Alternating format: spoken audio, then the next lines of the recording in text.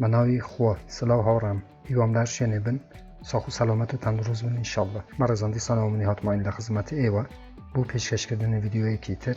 ل زنجیره ویدیوکانی بعد سنان پاره ل اینترنت ل پیج فیسبوکی بعد سنان پاره ل اینترنت هر و حالا چنل یوتیوبی بعد سنان پاره ل اینترنت بو برزانه که یکم جاره و چنل یبینن لیره چنلی بعد سنان پاره ل اینترنت کمن نیات ماین هفتانه 4 ویدیو لاره یو چنل و بلاو کموه که ایوه بی برامدتوانن درو الکترونیاکان و هر دلار امریکی به دست بهنن بو اویه و هیچ شکل ویدیوکانی دهاتو لدست ندن کمن بلاویانه کموه چنل که سابسکرایب بکن زنگوله تنشش چالاک بکن بو اوی هر کاتی کم ویدیو یک آپلود تکم یا خود بلاو کموه یوتیوب لاره نوتیفیکیشن و ایوه آگادار بکاتوه و یکم کسبن که بین ویدیوکان ببینن. از آنم هاوران که زوربتان بیبی دوستان هیا چکه براستی دراوکی زور خوشویسته لناو مال پارک و مالاتیاکان و هر حال نو خلقانک چون که ریشه هم دراوا دگره تو بود دوچکوین سال رابردو دوچکوین مان بینی که چند نرخکی برو هلکشان چو و زور کس لری دوچکوین و بوم به دولمن ویدیو که به پیش میخن بینری هم ویدیوی بن تا کوتای بو اوی تحلیل کی گشتی بکن.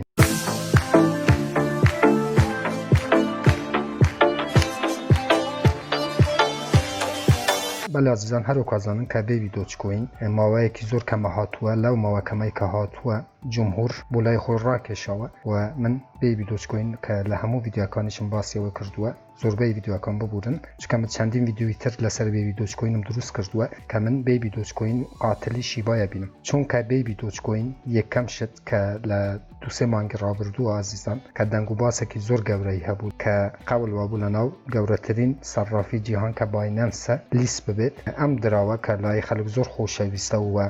دائما همو سر مانگیک ل توکنسوزی آیا توکنسوزی واتا چی عزیزان توکنسوزی واتا شریکه یا خود برهمینری هم دراوادید چندین دراو نقلی ادرسکیه که بتواوی لبین بچه که بیبی دوچکوین عددکه 420 کوارترلیون بو بلام امرو کمن لناو سایتی کوینگکو و هر و کوین مارکت کپ که بررسی دراوی الکترونی بیبی دوچکوین مکرد دیتم سپلای عددی بیبی دوچکوین 150 کوارترلیونه واتا عزیزان واتا بیبی دوچکوین نیوه زیادت لطوکانکانی خوی لناوی بردوه که او خبره که زور خوشه براستی بو بیبی دوچکوین و بو هول دیرکانی بیبی دوچکوین چاوره اوی مکن دراوی که لماوی 6-7 مانگه هاتوه همو کس بکرد به میلیونیر یک جا نرخه که بیشتر سره و هر وکو شیبا هر وکو بینیتن که لماوی یک ساله که شیبا هات چون که لای خلقان خوشویز بو شیبا لماوی یک سال دا حتی 4-0 شد که بیبی دوچکوینش هر وکو از آن کمونیتی زور با قوته هر وکو لینان عزیزان که چینن وبسایتی بیبی دوچکوین که نرخه که است 8-0 بلام لبیر نکن که شیبا اینو لنو 0 و هاد بو 4-0 لماوی یک سال دا برزان لیرانه شروع بینیم که لناو تویتری بیبی دوچکوین که نزدیکی 1 میلیون فالووری هیا من تنها هاتم لبر کامنت کنی و چون زور باسی بیبی دوچکوین یکن ویدیوی کی تر لسر بیبی دوچکوین درست بکن بلام دلنیابن لوی عزیزان لسال 2023 یا خود نزیبون لسال 2023 بیبی دوچکوین زور کسکت به دولمند اوانه که براستی بیبی دوچکوین هول دکن دلنیابن لوی که بیبی دوچکوین برای حلکشانه که زور گوره اچی چکه دائما لتوکنسوزی آیا همو سر مانگیک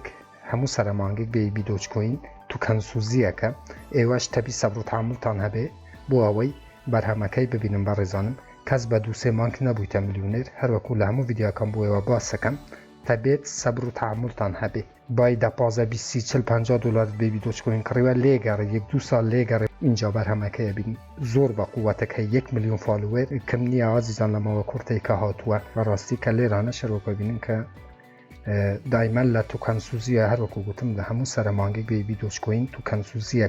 که امش براستی خبره که زور خوشه که لچند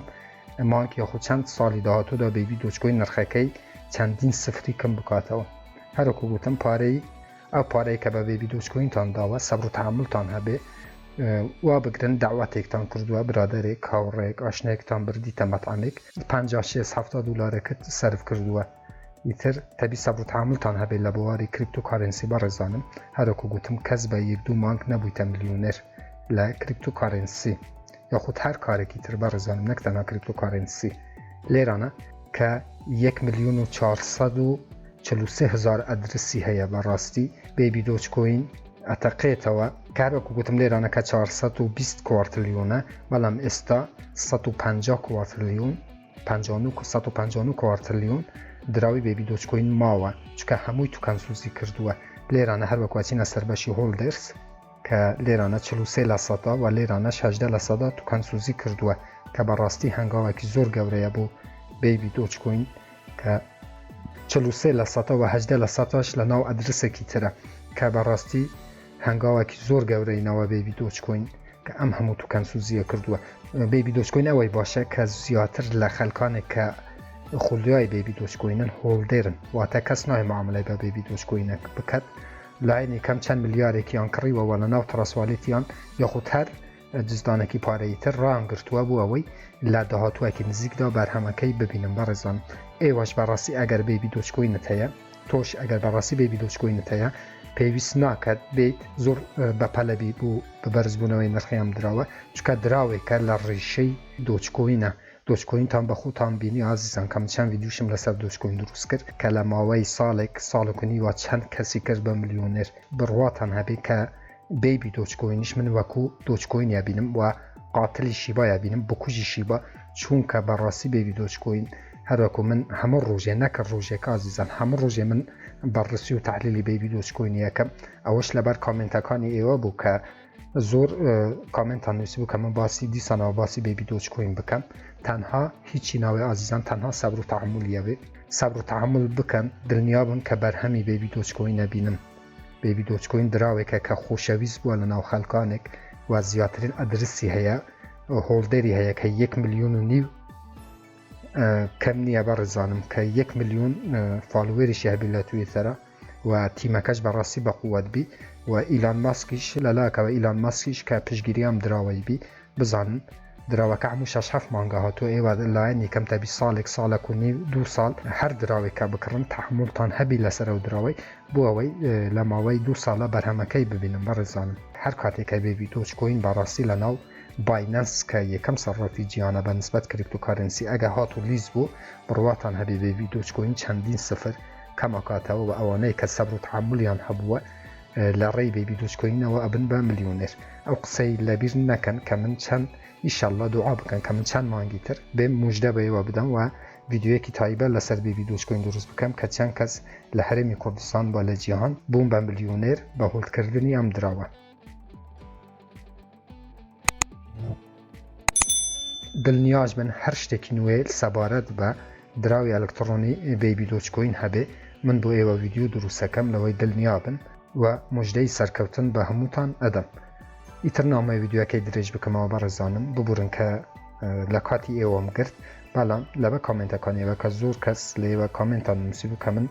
باسی دراوی ئەلکترۆنی بێبی دۆچکۆین بکەم دیسانەوە هاتم ڤیدیۆەکەم لەسەر بێبی دۆچکۆین دروست کرد بۆ ئەوەی ئێوەش کەمێک سەبر و تەحموڵتان هەبێ و بەرهەمەکەی ئینشەڵڵا لە داهاتوودا ببینین هەر ڕەخنە کامنت پرسیارێکە بوو لەژێر ڤیدیۆ لە چەنەلی یوتیوبم بنووسن من بە چاوان جوابتان دەدەمەوە تا ڤیدیۆیەکی تر وێبسایتێکی تر ئەپێکی تر وهەروە بەرنامەیەکی تر هەمووتان بەخۆی گەورە سپێرم خوا یار و پەنای ئێوە بێت خواتان لەگەڵ